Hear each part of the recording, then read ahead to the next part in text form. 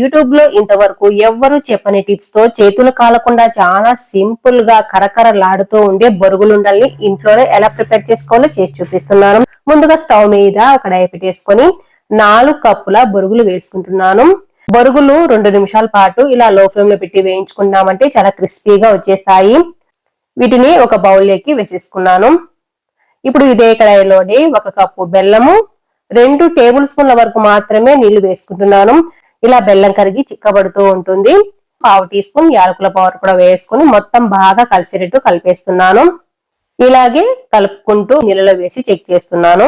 గిన్నెకి ఇలా కొట్టామంటే tongue tongue అని సౌండ్ రావాలి. ఇప్పుడు మనకు పాకం కరెక్ట్ గా ఉన్నట్టు. అలాగే పాకం అనేది సాగకుండా విరిగిపోతుంది. ఇలా విరిగినప్పుడు పాకం కరెక్ట్ గా ఉన్నట్లు. బొరుగులుండలు పైన మెరుస్తూ కనిపించడం కోసము 1 టేబుల్ స్పూన్ వరకు నెయ్యి వేసుకున్నాను. ముందుగా వేయించి పెట్టుకున్న బొరుగుల్ని ఇందులో వేసేసుకుని మొత్తం బాగా కలిసేటట్టు కలిపేసుకోవాలి.